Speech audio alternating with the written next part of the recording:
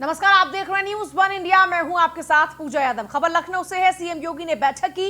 राज्य आपदा प्रबंधन प्राधिकरण के शासी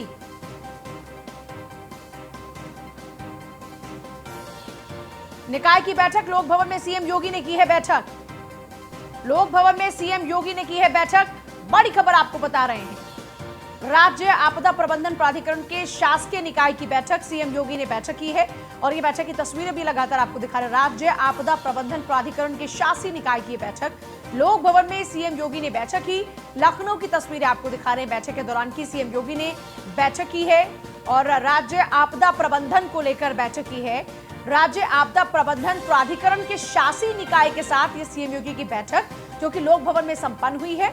लखनऊ की ये तस्वीरें हैं। लोक भवन में जब तस्वीरें आपको दिखा रहे हैं लोक भवन की वो तस्वीरें हैं जिस दौरान में राज्य आपदा प्रबंधन प्राधिकरण के शासी निकाय के साथ बैठक हुई। राहुल श्रीवास्तव जुड़ गए हमारे साथ में, मेरे सहयोगी। राहुल, बैठक के दौरान में क्या कुछ खास बातचीत रही, क्या कुछ खास मुद्दे रहे जिनको लेकर कुछ ठोस फैसले लिए गए हों? देखिए, निश्चित तौर पर सीएम योगी आदित्यनाथ ने जो आज लोक भवन में बैठक की है, प्रेजेंटेशन देखा है, वो राज्य आपदा प्रबंधन प्राधिकरण के जो शासी निकाय हैं उनको लेकर उन्होंने प्रेजेंटेशन किया, अधिकारियों से बैठक की है और तमाम जो दिशा निर्देश हैं आपदा से जुड़े हुए उसको लेकर उन्होंने कैसे आपदा के समय प्रबंधन होना चाहिए, क्या उसमें बारीकी होनी चाहिए, तमाम चीजों को लेकर उन्होंने दिशा निर्देश दिए। तमाम अधिकारी मौजूद थे। अपर मुख्य सचिव अवनीश अवस्थी भी मुख्य इस बैठक में मौजूद थे। इसके अलावा जो सुरेश खन्ना है वो भी इस बैठक में मौजूद है। तो तमाम दिशा निर्देश सीएम योगी आदित्यनाथ की तरफ से दिए गए हैं आपदा निबंधन को लेकर, आपदा प्रबंधन को लेकर और तमाम निर्देश बैठक में सीएम योगी आदित्यनाथ ने दिए। जी, अभी बैठक को लेकर और कोई खास जानकारी राहुल? देखिए, फिलहाल बैठक खत्म हो चुकी है। अधिकारियों को जो सीएम योगी आदित्यनाथ ने निर्देश दिए हैं उसको लेकर उन्होंने जल्दी जल्दी प्रेजेंटेशन तैयार करने को कहा है और प्रेजेंटेशन देखने की बात कही है। तो निश्चित तौर पर आपदा प्रबंधन, राज्य आपदा प्रबंधन को लेकर जो शासी निकाय की बैठक थी वो खत्म हो चुकी है और सीएम योगी आदित्यनाथ की तरफ से आवश्यक दिशा निर्देश दिए गए हैं। चलिए, बहुत ही शुक्रिया आपका फिलहाल पूरी जानकारी के लिए राहुल। लोक भवन में सीएम योगी ने बैठक की और कई अहम मसलों को लेकर बातचीत हुई है। फिलहाल बैठक खत्म हो चुकी है। प्रयागराज में भू माफिया गणेश यादव के खिलाफ कार्रवाई। गणेश यादव के 3 मंजिला मकान पर बुलडोजर चला है। बगैर नक्शा पास कराए बिल्डिंग का निर्माण करवाया गया था। पीजीए ने भू माफिया गणेश यादव के खिलाफ ये कार्रवाई की है और लगातार भू माफियाओं के खिलाफ में योगी सरकार में गाज गिर रही है। उनके खिलाफ लगातार कार्रवाई के तहत पीला पंजा उनके लगातार कंस्ट्रक्शंस पर चल रहा है। फिलहाल भू माफिया गणेश यादव के खिलाफ भी कार्रवाई की तस्वीरें, प्रयागराज की तस्वीरें एक्सक्लूसिवली आपको दिखा रहे हैं जहां पर कई मंजिला इमारत के मकान को गिरा दिया गया। भू माफिया गणेश यादव के खिलाफ कार्रवाई आप देखिए, यहां पीला पंजा चला है। बगैर नक्शा पास कराए ये बिल्डिंग तैयार की गई थी जिसके बाद इसे गिरा दिया गया। भू माफिया गणेश यादव के खिलाफ कार्रवाई।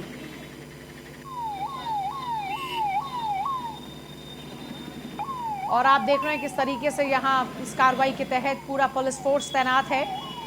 भूमाफिया गणेश यादव के खिलाफ में कार्रवाई की गई है। इससे पहले लगातार अतीक अहमद के गुर्गों के खिलाफ कार्रवाई होती रही, अतीक अहमद के खिलाफ कार्रवाई होती रही और अब प्रयागराज में ही भूमाफिया है गणेश यादव जिसके खिलाफ कार्रवाई हुई है। गणेश यादव के 3 मंजिला मकान पर चला है पीला पंजा। बगैर नक्शा पास कराए बिल्डिंग का निर्माण कराया था, उस बिल्डिंग को फिलहाल गिरा दिया गया है। पीजीए ने भू माफिया गणेश यादव के खिलाफ कार्रवाई करते हुए उसके 3 मंजिला मकान को गिरा दिया। भू माफिया गणेश यादव के खिलाफ में लगातार ये कड़ी कार्रवाई है और इससे पहले भी कई और भू माफियाओं के खिलाफ में लगातार योगी सरकार सख्त एक्शन लेती रही है। इस बार गणेश यादव पर गाज गिरी है। उसके 3 मंजिला मकान को बुलडोजर के जरिए गिरा दिया गया। बगैर नक्शा पास कराए बिल्डिंग खड़ी की थी जिसके बाद कार्रवाई स्वरूप आज पीले पंजा चलाते हुए उसके 3 मंजिला इस मकान को गिरा दिया गया।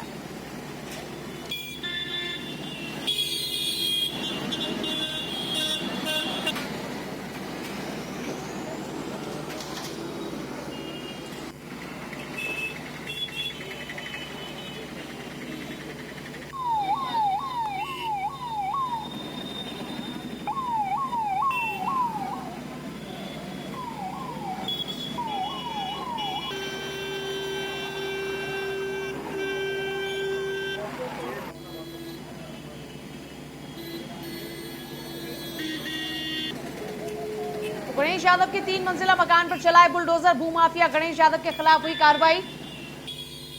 बगैर नक्शा पास कराए बिल्डिंग का निर्माण करा था। एक्सक्लूसिव तस्वीरें फिलहाल आपको दिखा रहे हैं।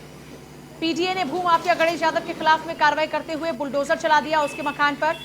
3 मंजिला मकान उसने तैयार किया था। पूरे फोर्स के साथ में पहुंची टीम ने गणेश यादव की इस 3 मंजिला इमारत को गिरा दिया। बगैर नक्शा पास कराए उसने प्रॉपर्टी तैयार की थी, जिस पर आज कार्रवाई करते हुए उसके 3 मंजिला मकान को गिरा दिया गया है।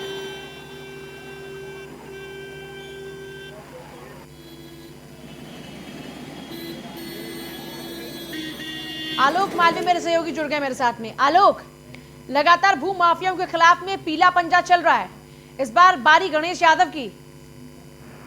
जी देखिए, गणेश यादव की पूजा एक बार और कार्रवाई हो चुकी है, जिस पर 700 वर्ग गज में बने इसके मकान को गिराया गया था। इसके बाद अब जीटी रोड पर इसने एक 3 मंजिला बड़ी मार्केट बनवा रखी थी, जो कि उसने बिना पीडीए का नक्शा पास करवाए बनवाई हुई थी और अपने रस्ते के बल पर इसको किराए पर दे रखा था, जिससे मोटी रकम इसको हर महीने आती थी। इस पर प्रयागराज विकास प्राधिकरण और प्रशासन का नजर पड़ा और नजर पड़ने के बाद उसकी ऊपर कार्रवाई की मन बनाया गया और अब कार्रवाई आज की जा रही है और इस 3 मंजिले पूरी बिल्डिंग को गिराया जा रहा है।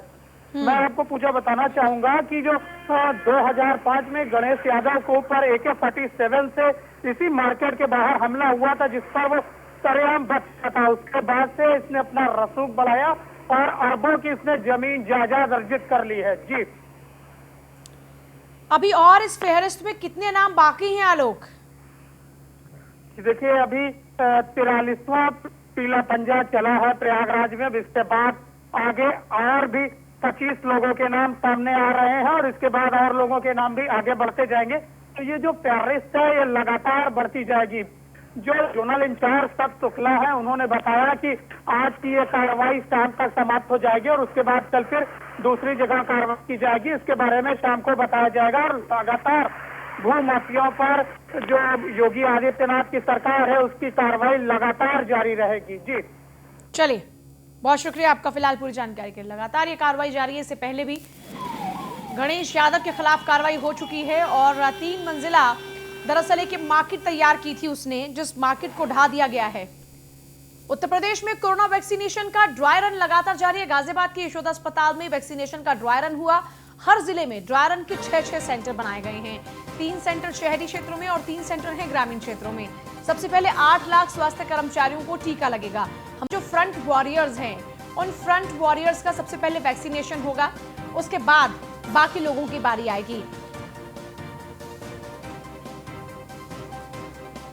और वही न्यूज 1 इंडिया से गाजियाबाद के जिलाधिकारी अजय शंकर पांडे ने की है खास बातचीत। देखिए, गाजियाबाद के यशोदा अस्पताल में ड्राई रन शुरू हो गया है वैक्सीन का। इस वक्त जिलाधिकारी अजय शंकर पांडे हमारे साथ मौजूद है।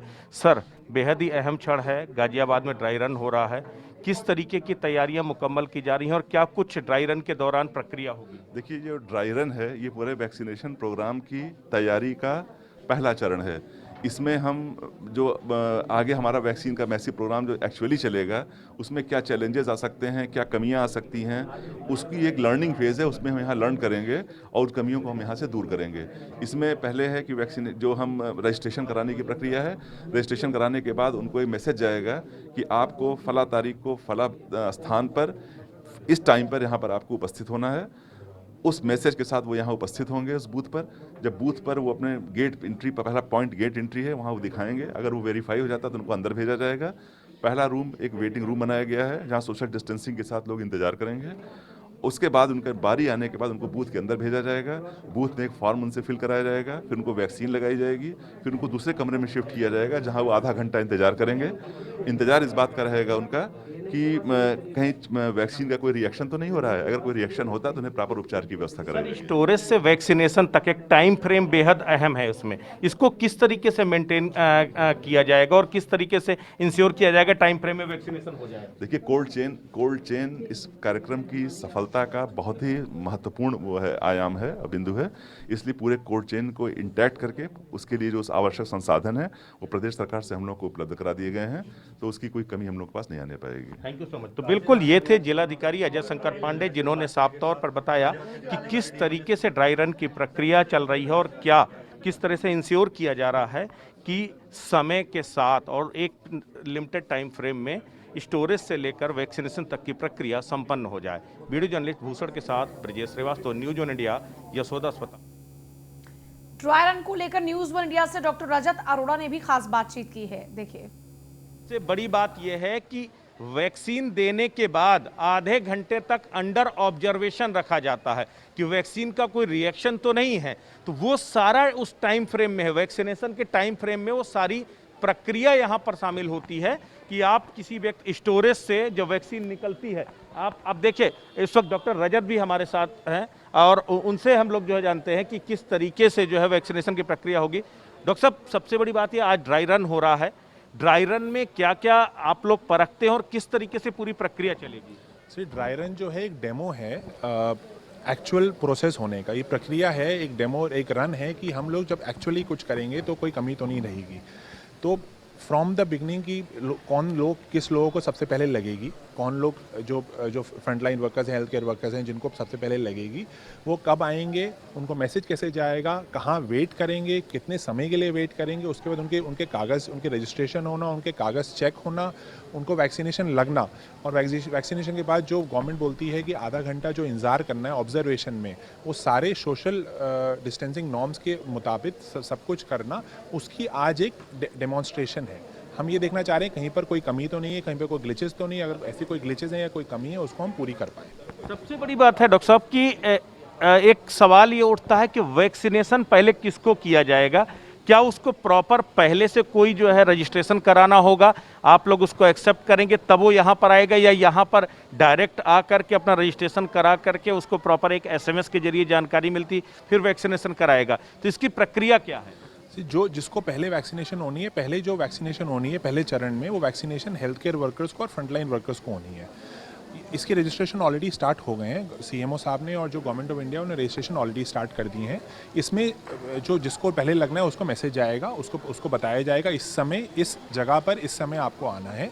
वो जब इस जगह पर जब आएगा उसके बाद उसके रजिस्ट्रेशन, उसके कागज़, उसके आधार कार्ड चेक किए जाएंगे और उसके बाद उसको वैक्सीनेशन लगाया जाएगा। डॉक्टर साहब, कोरोना की लड़ाई यशोदा अस्पताल ने पूरी मजबूती के साथ लड़ी, पूरी शिद्दत के साथ लड़ी जो है, और उसमें काफ़ी हद तक कामयाबी भी हासिल की। अब वैक्सीनेशन भी आप लोगों के जिम्मे है, एक बड़ी चुनौती है वैक्सीनेशन, क्योंकि लोग हर कोई चाहता है कि उसको वैक्सीनेशन हो, और ऐसे में अभी पहले फ्रंटलाइन वर्कर्स हैं या जो कोरोना वॉरियर्स हैं उनके लिए है, तो इन सब चीज़ों को मेंटेन करना एक बड़ी चुनौती होगी। देखिए, यशोदा हॉस्पिटल ने जब से कोरोना की शुरुआत हुई है, हम पूरे यूपी में सब ऑलमोस्ट पहले नंबर पे अस्पताल थे जिन्होंने कोरोना की ट्रीटमेंट की शुरुआत की थी, और 7 से 8 हज़ार पेशेंट हम ऑलरेडी ट्रीट कर चुके हैं। ये भी हमारे लिए बड़ी चुनौती है, वैक्सीनेशन करना बड़ी चुनौती है। हमारी प्रिपेयर्डनेस पूरी है और हम इसमें भी पीछे नहीं हटेंगे। बिल्कुल, तो देखिए ये डॉक्टर रजत जिन्होंने बताया कि किस तरीके से जो ड्राई रन की प्रक्रिया है उससे बड़ी बात। और वहीं कानपुर में कोरोना वैक्सीनेशन का ड्राई रन हो रहा है। वैक्सीनेशन को लेकर कैसी है तैयारियां, इसे लेकर हमारे संवाददाता रामजी शर्मा ने additional CMO doctor Honey Mehrotra से की है खास बातचीत। कोरोना वैक्सीन का ट्रायल शुरू हो चुका है। इस वक्त हम लोग कानपुर के प्राथमिक स्वास्थ्य केंद्र में मौजूद हैं। इस वक्त हमारे साथ में एडिशनल CMO हनी मेहरोत्रा जी मौजूद हैं और उनसे बात करते हैं कि यहाँ पर किस तरह की तैयारियाँ की जा रही हैं। मैम, किस तरह की कोरोना वैक्सीन का ट्रायल यहाँ पर हो रहा है, कैसे क्या व्यवस्थाएं की गई हैं?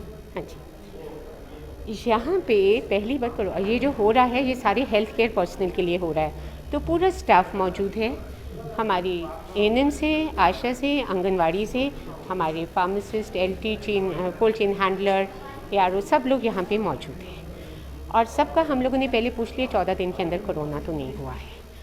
हम लोगों ने बाहर पे वेरिफिकेशन के लिए एक वेरिफिकेशन एरिया बनाया है, जहाँ पे जो भी एंट्री मार रहा है गार्ड है वहाँ पे, और हमारे टीम के लोग हैं जो वो लोग टेस्ट कर रहे हैं कि ये पेशेंट ठीक है, लिस्ट के हिसाब से इसको मार्क कर रहे हैं। फिर अंदर उसको सैनिटाइज करने के बाद अंदर रूम नंबर 1 में भेज रहे हैं या रूम नंबर 2 में। 2 रूम्स बने हुए वैक्सीनेशन के लिए। फर्स्ट रूम है, वहाँ पे 2 वैक्सीनेटर्स हैं, सेकेंड रूम में भी 2 वैक्सीनेटर्स हैं, एक इंजेक्ट कर रहा है और दूसरा कोविन में फीड कर रहा है।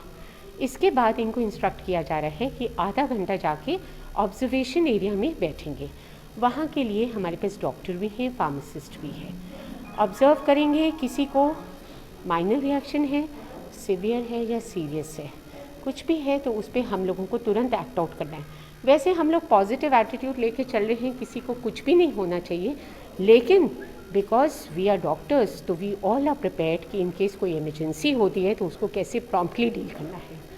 माइनर रिएक्शंस को यहाँ पे सब मेडिसिन वगैरह सब कुछ है, थोड़ा सा और ज़्यादा बढ़ के है, उसके लिए हमारे पास ऑक्सीजन है। एडवर्स इफेक्ट्स के लिए हमारे पास पूरी इंजेक्शंस की किट है, यहाँ पे हम लोग उसको सारी डॉक्टर्स की टीम है यहाँ पे सब डील करेंगे। इन केस बात बढ़ती है, पेशेंट सीरियस हो जाता है, क्योंकि हमारे पास में मेडिकल कॉलेज है, एम्बुलेंस बाहर रहेगी हमारे पास, हम लोग तुरंत पेशेंट को वहाँ पे शिफ्ट करेंगे। तो एक दिन में कितने पेशेंट को ट्रायल होना है और क्या क्या सावधानी बरतने के लिए उनको हिदायत दी जा रही है? अच्छा, आज 36 बेनिफिशरीज का ट्रायल हो रहा है यहाँ पे, और सावधानी के लिए हम लोग बहुत अच्छे से ध्यान दे रहे हैं कि ये लोग सोशल डिस्टेंसिंग मेंटेन करें वहाँ पे, इसलिए हम लोगों ने सर्कल्स भी बनाए हैं। आइडियली तो 6 फीट का डिस्टेंस होना चाहिए उनके बीच में।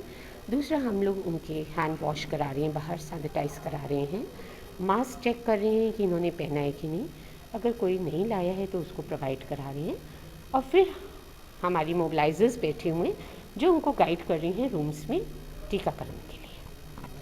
ये थी एडिशनल सीएमओ अनिल मल्होत्रा। इन्होंने साफ तौर बताया कि जो भी कोरोना वैक्सीन का जो ट्रायल हो रहा है उसकी बड़ी सावधानी बरती है। यदि कोई पेशेंट सीरियस होता है तो उसके लिए एम्बुलेंस की व्यवस्था की गई है और मेडिकल कॉलेज में तत्काल उसको शिफ्ट किया जाएगा, और जो भी लोग एंट्री कर रहे हैं उनको मास्क चेक किया जा रहा है, सैनिटाइज किया जा रहा है, उसके बाद ही उसको प्राथमिक स्वास्थ्य केंद्र के अंदर एंट्री की।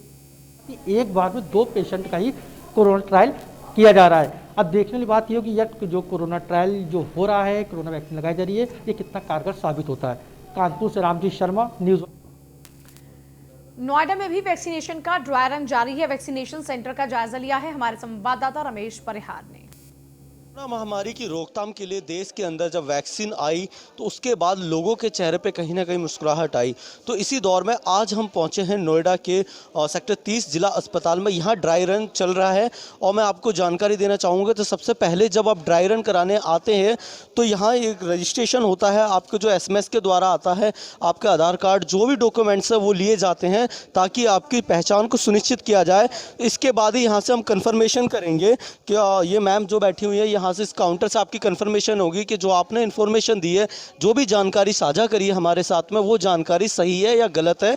आधार कार्ड वगैरह आपके वेरिफिकेशन होने के बाद आपकी जो अगली प्रक्रिया होती है, जब आप वैक्सीनेशन के लिए जाते हैं तो इस रूम में आप प्रवेश करते हैं तो देखिए ये इसमें साफ सीधे शब्दों पर लिखा हुआ है कोविड-19 टीकाकरण कक्ष। मतलब आसानी से आप देख के पढ़ के और इस कक्ष के अंदर जाएंगे बिना डरे हुए, और सीधे जब आप कक्ष के अंदर पहुंचेंगे तो आपको मैं दिखाना चाहूँगा कि दो डॉक्टरों की टीम जो कि वैक्सीनेशन की जो दवाइयां हैं उन साथ में यहाँ पे मौजूद हैं, और वो अपनी तरीके से जो भी इनका प्रक्रिया होती है उस प्रक्रिया से वो जांचते हैं कि इन्हें वैक्सीनेशन करना है या नहीं करना है। तो अगर इनको लगता है कि ये इस समय ये एकदम सही है और इन्हें कर देना चाहिए वैक्सीनेशन, तो ये जब वैक्सीनेशन करते हैं उसके बाद ही जो यहाँ के जो भी लोग हैं जिनके ऊपर वैक्सीनेशन किया जाता है तो फिर वो यहाँ से इस रूम से इस प्रकार से निकलते हैं, और निकलने के बाद यहाँ से सीधा निकलने के बाद तो वो पहुँचते हैं इस जगह पे। ये जो ऑटोडोरियम है, इस ऑटोडोरियम में आप देख सकते हैं कि काफ़ी सारे यहाँ पे लोगों को बैठने की क्षमता है। तो इस तरीके से इन कुर्सियों के ऊपर जब लोग बैठते हैं और आधे घंटे तक वो आराम करते हैं तो उस दौरान उनका ऑब्जर्वेशन होता है। ऑब्जर्वेशन में अगर कोई किसी परेशानी का सामना कर रहा होता है जिसके ऊपर वैक्सीनेशन लगी है, और वो अगर उन्हें कोई परेशानी होती है, सर दर्द आना, उल्टी या बुखार, ऐसी किसी भी तरीके के कोई भी लक्षण पाए जाते हैं तो तुरंत ही उन्हें इमरजेंसी में भर्ती करा जाता है और जो भी उनका उपचार की प्रक्रिया है वह पूरी की जाती है। और कैमरा पर्सन सोनू के साथ मैं रमेश परिहार, न्यूज़ 1 इंडिया, नोएडा। 6 तस्वीरें अब आपके सामने हैं। ड्राई रन की तस्वीरें हैं, गाजियाबाद से लेकर उन्नाव तक की तस्वीरें, जहां आज वैक्सीनेशन को लेकर ड्राई रन किया गया है और किया जा रहा है। गाजियाबाद की तस्वीर आप देखिए, यहां पर भी ड्राई रन चल रहा है वैक्सीनेशन को लेकर। मेरठ, हमीरपुर, सिद्धार्थनगर, झांसी, 6 तस्वीरें आपके सामने उत्तर प्रदेश के 6 जिलों की, जहां पर ड्राई रन को लेकर क्या कुछ तैयारियां और किस तरीके से इस पूरी प्रक्रिया को पूरा किया गया वो तस्वीरें हम आपको दिखा रहे हैं। दरअसल ड्राई रन का जो बेसिक ये कह लीजिए कि उद्देश्य है, वो उद्देश्य है कि जब वैक्सीनेशन का प्रोसेस शुरू होगा, जिस तरह से आमतौर पे आप मॉक ड्रिल्स देखते हैं, बिल्कुल वैसा ही ये ड्राई रन है वैक्सीनेशन को लेकर कि किसी भी सिचुएशन में हमारा सिस्टम कितना तैयार है उस वैक्सीनेशन के प्रोसेस के लिए। चलिए आगे बढ़ते हैं। विद्युत विभाग जेई पिंडौरा का एक और वीडियो सोशल मीडिया पर हुआ है वायरल। और वायरल वीडियो में जेई बिजली घर पर एसएचओ को छोड़कर सभी को स्टॉप कर्मचारियों को हटाने की दे रहा है धमकी। वीडियो में जेई ने कहा, रहूंगा तो इसी बिजली घर पर। इसी खबर पर ज्यादा जानकारी आपको देंगे। खबर फर्रुखाबाद से है, जहां राजेपुर क्षेत्र के गांव में विकास से कोसों दूर है सरकार की तमाम योजनाएं। लोगों को पहुंच ही नहीं रही, लोगों को नसीब नहीं हो रही। सरकारी योजनाएं बस प्रधान और सचिव तक सीमित रह जाती हैं। बता दें कि विकासखंड राजेपुर के ग्राम शीशराम की मढ़ैया विकास कार्य होना तो दूर, बुनियादी सुविधाओं के लिए भी ये गांव तरस रहा है। गांव तक पहुंचने वाले प्रमुख मार्ग खस्ता हाल हैं। पैदल यात्रियों के चलने के लिए कच्चे रास्ते हैं। आरोप है ग्रामीणों के कि प्रधान और सचिव साहब केवल वादे करते हैं और फिर 5 साल निकाल देते हैं। केवल विकास उन्होंने अपना ही किया है। ग्रामीणों का आरोप है कि आज तक शौचालय और आवास नहीं मिला। गांव में 35 परिवार रहते, लेकिन शौचालय सिर्फ 5 लोगों को मिले, बाकी सब कागजों में ही बने हैं।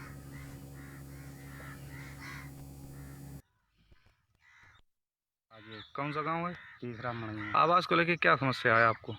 आवास हमको मिला ही नहीं और प्रधान ने 10,000 रुपये लिए, कम से कम 4 साल हो गए। फिर प्रधान जी से नहीं कहा आपने? कहा है, उन्होंने झगड़ा करने को तैयार किया है। कितने दिन पहले रुपए दिए थे? 4 साल हो गए। किस बात के लिए दिए? साले कट गए वो तो। मिले थे शौचालय? हाँ मिले थे, 5 बने 25 घर में, 5 ही घर में। अच्छा, फिर शौच करने कहाँ जाते हैं आप लोग? आप खेतों में जाते हैं, जानवर आगे, जंगली जानवर भी आ जाते हैं। प्रधान जी से नहीं कहा आपने? प्रधान जी से थी। हाँ। हाँ। क्या कही उनने? उन्होंने कहा अब क्या कहे, बनवाएंगे। कुछ नहीं, शौचालय मिले हैं। 30 बकरियाँ थी, उनमें 5 शौचालय हैं। आवास मिला आपको? नहीं। किसी को यहाँ पे मिला? नहीं। बिजली है गांव में? नहीं। क्या समस्या आ रही फिर आप लोगों ने प्रधान जी से नहीं कहा? नहीं, यहाँ कनेक्शन कर गए, बिजली का कोई समस्या नहीं। बिजली नहीं आती? नहीं। कनेक्शन किए गए? हाँ। कितने कनेक्शन किए गए लगभग? 3। कुछ नहीं। मेरठ में मौसम का मिजाज बदल चुका है। देर रात से ही भारी बारिश के साथ तेज हवा चल रही है, जिससे ठंड बढ़ गई है और लोगों को परेशानियों का सामना करना पड़ रहा है। सड़कों पर भी पानी भरा है। प्रदेश में एक 100 साल पुराना मकान गिर चुका है, जिसमें 7 परिवार घर से बेघर हो गए। 6 जनवरी तक भारी बारिश की आशंका जताई जा रही थी। मेरठ में मौसम का हाल बुरा हो चुका है। लगातार हो रही बारिश लोगों के लिए जी का जंजाल बन चुकी है। एक तरफ जहां सर्दी बढ़ रही है, वहीं दूसरी तरफ कई लोगों के सर से छतें ही चली गई। देर रात से हो रही तेज बारिश के साथ तेज हवाएं भी चल रही हैं। तेज बारिश से इलाके में ठंड बढ़ चुकी है और कई मकान भी गिर चुके हैं।